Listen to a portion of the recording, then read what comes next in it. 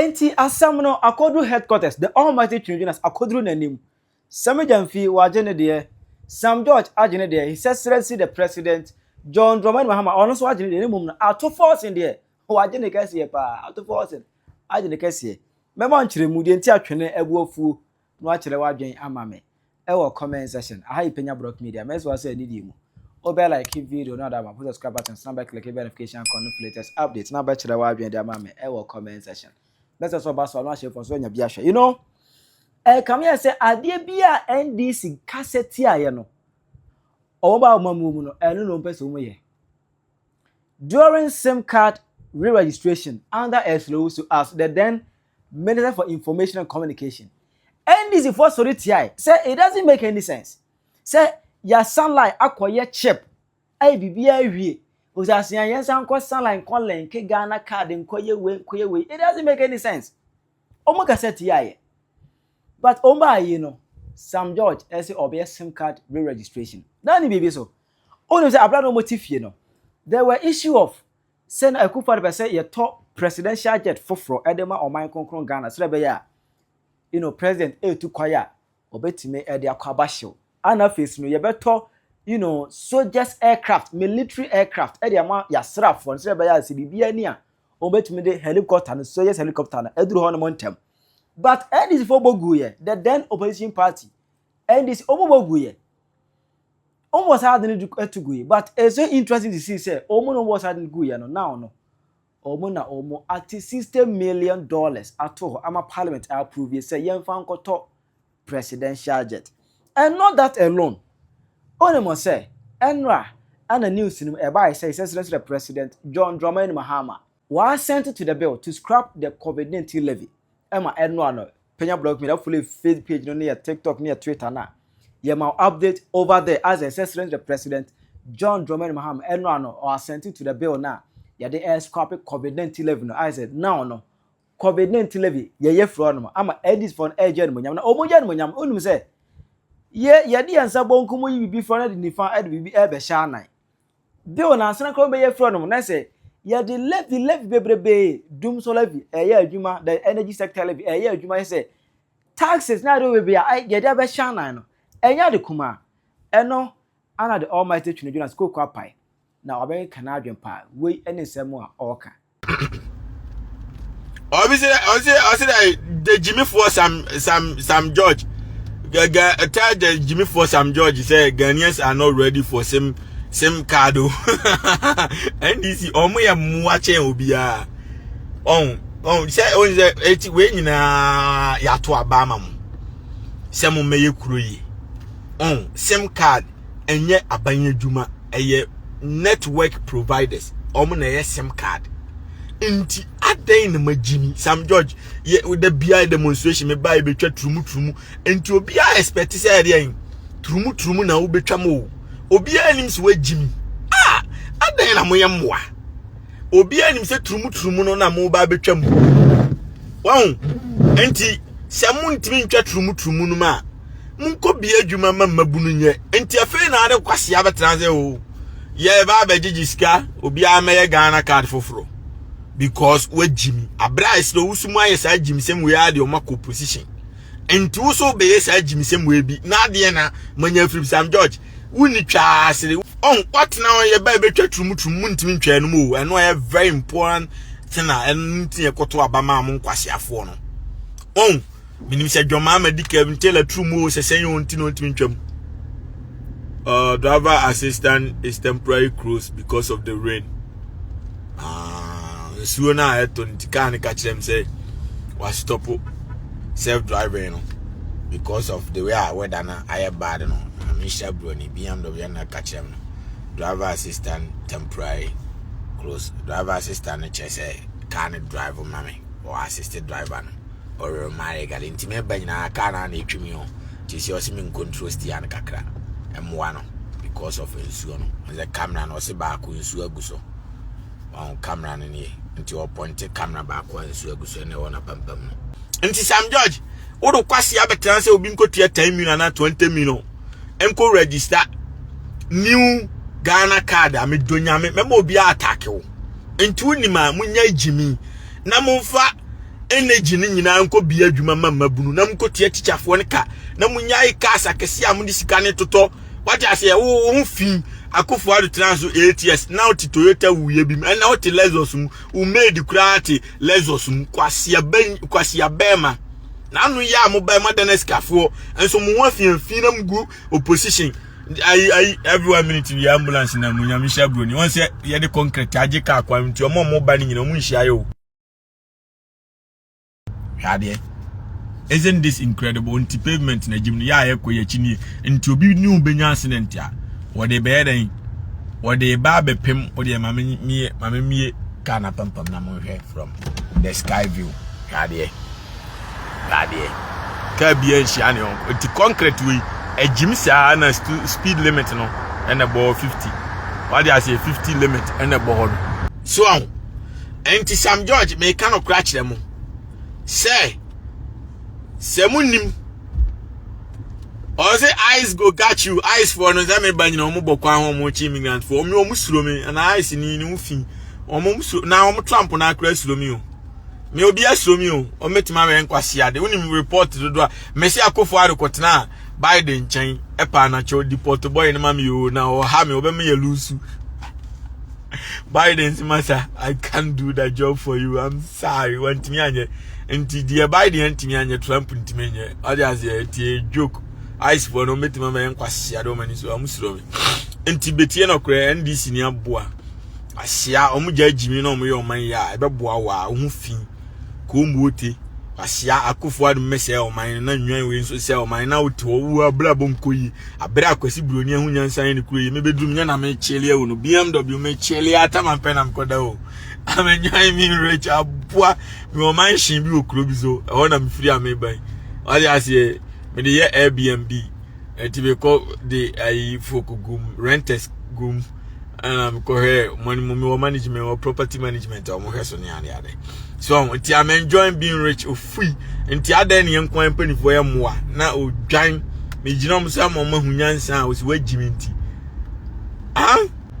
se o be start say mo ba be gigi scam be na comfort say ayi eslusu amebo pa ma obi a wo se kan ku nti mo forget sim registration sem ye dika NNI fo no omo an guo na kofu ado buy no be jimi nti o ma register ade na wie. What I say the same way as someone go on Tima Banu nya fe na jimi bio yen sa mesa lai na nkofo nya o madwuma ye o munya o madaje mesa lai na o mu register sem nyansen wo sa ade we me wo hen nti aban bi aba na ye be register sem aban bi aba na ye register sem majimi ni nyina na mo jim nkofo sika de at the end of the day no ye ji usika kura no ene ye besa akoya ama okura nkanya ye ye ji usika ne amo asala ne ye say do atem ne ye say bro. What I say, obey ye beju sika kura be wi ni aka cho say anye san be tue sika for sa be foforo akromfo nko nti mesremo mo forget is ye be wi Ghana for be wi Ghana for na mo nwene oman no kampe amo ye mo ba mo si ye ba be tua na esifo ka na e ban se amanse sika nya akoto cars e ban se amanse sika nya akoto mato cars e wi enwan e se mo ye ka kwan no na mutimi ne car ne fa so enu ne hia nya private jet sem nti private jet no manya jimi keka na John Mahama ne bewu otope obewu se wunya scan to teacherfo na wunya scan to police entua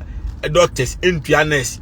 na wunya sika ko private jet abekwa samando me kan okra kirewo me a metua ho ka me kun ka ntela no ntimi me kasa wo me kun physical me kan okra kirewo obi ntimi nkasa e wo Ghana wo nti unima fa kwase akobi adwuma mama bunu no ko start 24-hour economy no wo de ma musi kwase bia betranze na me ye national security the boss na Twene Jonas threaten man panyi wa podam ka o sada na obayire from pass wa podam mpejimi o wo kasi agimi o kwase ya nipa ye nimsi akofo ado nko na agimi na afi e ba nse amonso mo kwa de magimi chan akofo ado enti e ba ne sen wo ye e ba ne sen enti me de me kan okra a kire mo se munim na mu so John Mahama so man de kwase akoto private jet ya na matofu na ka de aka private jet no because obewu meku no physical nya obi si obi be ba beku no meme de ne anya meme yes odobroni a wakulumbo no antimi nyintum se me an makunu no me de me ku na ka kire mu nyina nze me na maku John Mahama why be ma be kasa sam kwase asem wo atibi da enwan obejina o me ba metu akuafo kokom kotuma ahwen wasises kan nyina ma oba ni tisia bosom so mfanya boxing oba akra keto onya adwuma da na otoka $17 million $20 million unzo bia be unso agimi oman sika na wo se no kwa akra ne adwuma no aye owi ase da Ghana fo a omaye doctors e wo Ghana nyina akra ka om nyina sika om savings bom since a Ghana ba wi ase kra be do $10 million na watam sika ne ama wo ba small boy ni tisia bosom na nim nani apotwa se sunsum ne won tantan se sunsum o art movie no tantan oba ne wonya akono no man ni nyina obi ebre sankwase asem we akofo ado be ye bi mi yedi na tem e die ntina won so aba wo su magimi the same job na me be enti Sam George no mon kana kranche no ye mpesim registration de ye pay ye car kwan atutu accident kumnipa obi anto aba ma mo mesim registration ye pe na me kra me hu bi da mba America network provider and edit mobile SIM card MI say be me pe network me pe SIM card and ma ko Verizon and T-Mobile emfa aban bi ho de hia say wo passport and wo ID card bi a wo de ko wo de akọ mobile shop ho ni ya register amount ya register o SIM amount enya aban bi asem e ba ne sin Ghana nko ade SIM registration e government e ba ne sen because mo ya akronfo NDC akronfo MPP akronfo say jimi no e se to twa entimo ni ma mo fam kwase enkotua na esefo ne kana munya jimi no ti Sam George no menim ba bia annam bia me ti kromu anma magana fo ni sika no matetewa wo sekan menim ba bia annam no anso ma stop car no na police ni jimi fo no di wachi achi na hye ba bi ni awo mfesikan ku afiri ase tuni ma munsua nyansa me jimi wa me obi ampe jimi sia this time no there's you are Messi threat akufo asa na me threat mo say bia jimi no to betwa entra o ye wo bibia wo go the team mama nganis box side na mo nkufo mi no MPP NDC mo nkwama jimi mo ba na mo be say bibia selfish people adan stupid people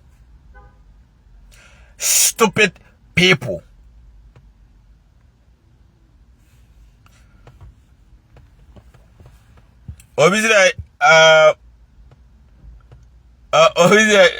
it's not Sammy Gyamfi because his car can change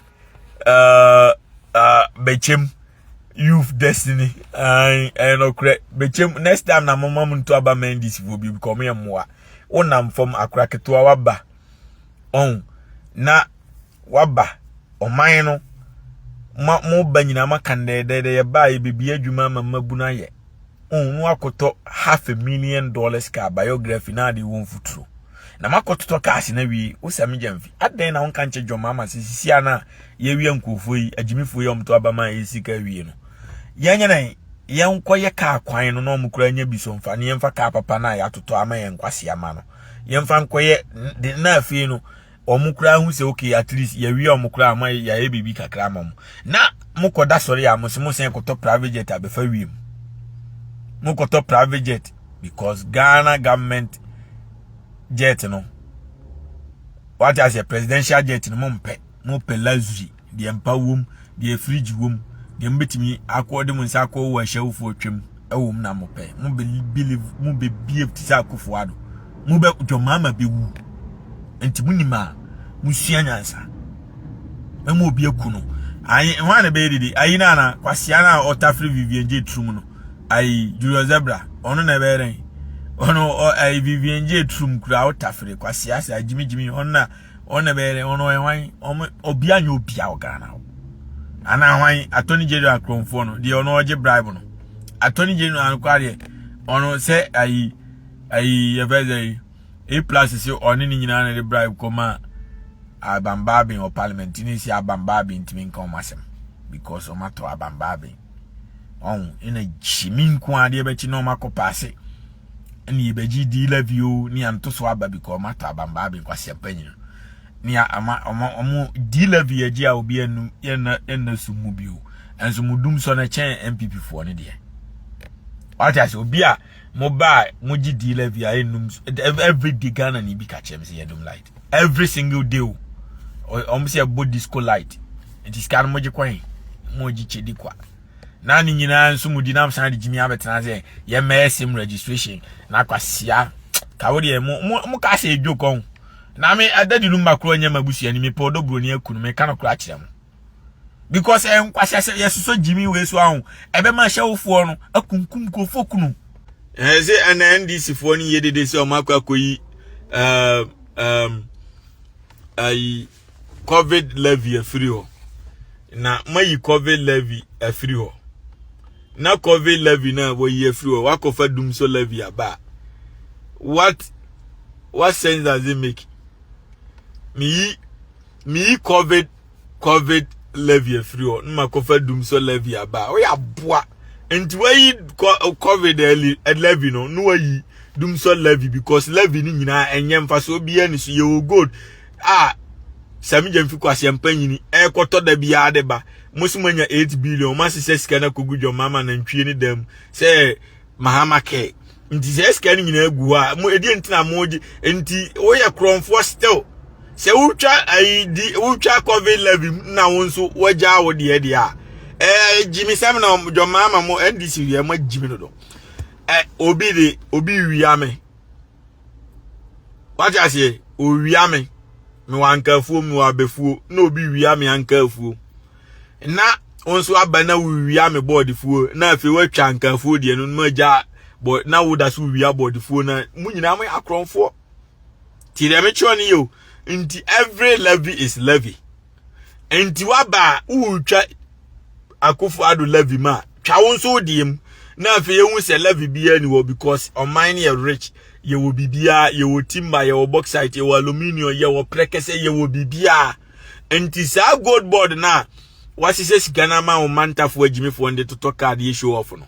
na nka wonso wa yen wo di se sika na your mine ye no forget se ye beji hia ni sika enti se akofo ade de ye matwam na me nso me di bia ba be di be wi amu nyina mo ya kronfo Tiria mecho no because see no campaign time be campaign pe obi ono so ba obetwa wo John Mahama onso levy die no to anya mecho no because munyina am ya kromfo nti unima levy ni twani nyina na afre no ja munya sikaje basabasa no because see am san de Jimmy abetena se mo be sim registration se be jinkofo sika ni nyina ekro no ID card no eno na ye de akoto abade wo John Mahama Sam Penyah aba nti eba ne sen a yes ankoye foforo abra ade no ye de ato abade wa ba power die bio ni magimi adentina magimi na mo be say be $700 million as lo so mo say over $500 million and munso dabi because as lo so mo buy $500 million om di mu $1 million kura nuru no mo koye no mo wi ade aka nyina ntimunso mo ba be fa sa atatis asa be wi aye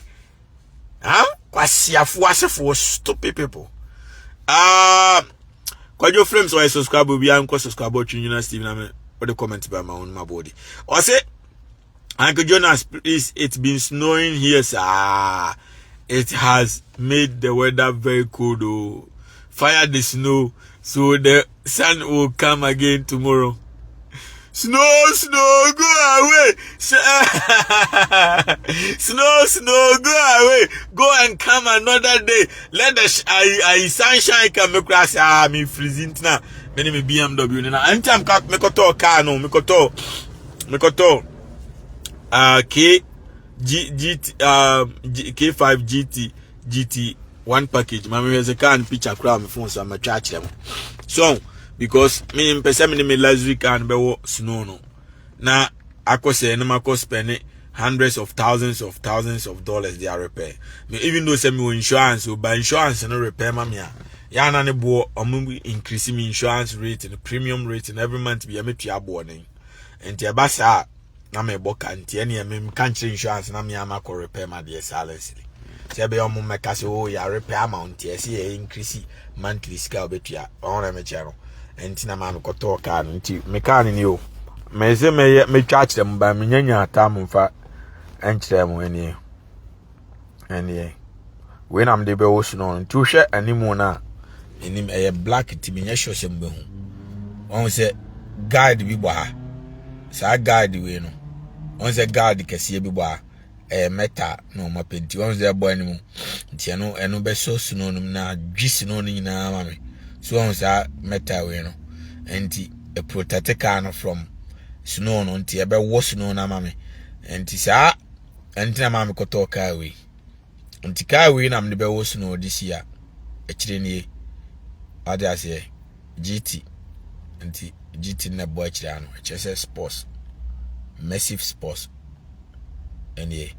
picture we me twa wan kra Brooklyn hey ese baby a me twa picture bia de ayine ba de kuro ne ba Brooklyn am twa no me de car ne call Brooklyn ekoye money moves bi because na snow na to na msna ese me de car na eko cause me fa BMW na Benz na Bentley na Rolls Royce nko na me fa nko snow ne this year the MC be top nti obi anya careful who piano are careful